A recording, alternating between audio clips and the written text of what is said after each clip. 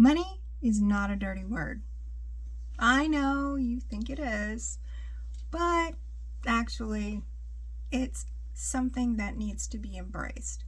And I know a lot of people, especially in the younger generation, well, to be fair, every generation is hesitant to talk about money. It's one of those taboo subjects, especially here in the United States. I've noticed a lot. Not that I've traveled a lot internationally, you understand, but I have noticed in my clients that I talk to, they don't really like to talk about it very much. Today I sat down with a young man. He just turned 30. And not this young man. This one is he just turned 1. Anyway, so this young man that I sat down with, he was still single.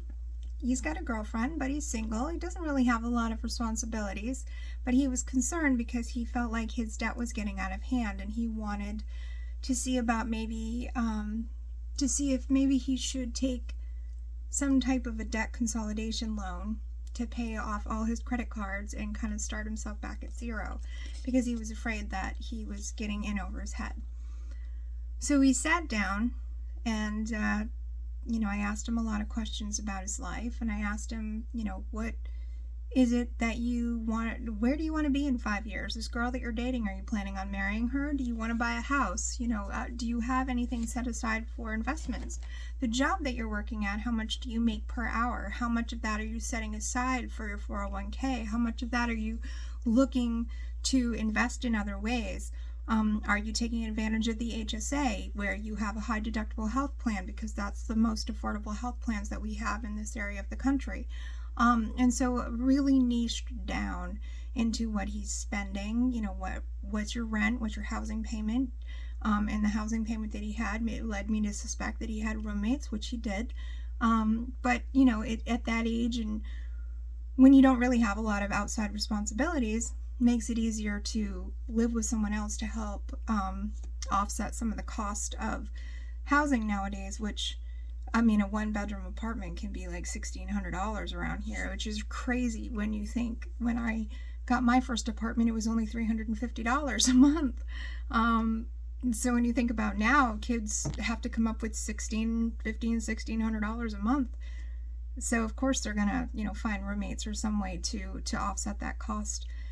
And so we really dove deep into his finances and looked into whether or not, so how much are you spending on food? And being a single young man, he just ate at the gas station. I said, well, when you take your girlfriend out, I'm hoping that you take her to a better place than that. And he laughed and said, oh yeah, he's not going to spend less than $100 if he's taking her out. So I had to put him down, which he shouldn't. You got to treat her right. And so, we really started to niche down, and at the end of the month, we found actually he was in a pretty good standing. But he said he said it felt really personal, revealing all of these things to me, like really niching down and talking about what he's spending, how much does he owe on his credit cards, what's your limit versus where your balance is, and how close are they? Because, and that's going to affect your credit score. And how can you move that dial a little bit without having to do anything drastic? He was talking about, oh, maybe I need to sell my car, or do you think the dealership would take it back? And I, had to educate him a little bit on how that's going to work, because the dealership is not going to take back your car. That's not how it works. They're in it for the money, and they're going to give you bottom dollar, so you're not going to get back what you paid for your car, especially if you're giving it back to a dealership. There's a lot of factors in there, but anyway, so in that conversation, I realized even more how important it is to have someone that you can really talk to, niche down with, who understands and can give you some gentle financial advice. And that is where it kind of occurred to me to let you know money isn't a dirty word. It's not something that you have to, it's not like you're stripping off naked and running through the streets screaming, look at me. Which is kind of how it feels when you start discussing your finances in depth with someone that you don't know.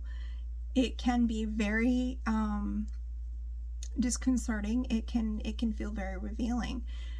But that's also an advantage, because when you're discussing your money and your financial situation with someone who does know how to best advise you, can take a look at your situation and know from the questions and answering the worksheets and everything exactly how to advise you where to go next. And so in his case, I advised him to, he had Venmo, and Venmo can be pretty high in interest rates, and so I advised him to work on paying that one off first, because they can be pretty tough, and then to work on some of the other credit cards that he had. And it was not an impossible situation for him, because after we did the math and we looked at all the money and his income in and how much he's setting aside, he's actually, like I said, in a better situation than he thought.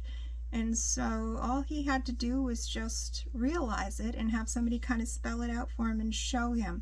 Now, I said, I'll see you back in a month, and let's see where that Venmo is at that point, and see whether or not we've managed to budge your credit score a little bit to the higher end, and then reassess. Because I really don't think that you need another loan. I think instead we need to set that money aside and maybe look towards buying a house or something a little more substantial. Sounds like I have company, so I guess we'll pick this up later. Have a great night.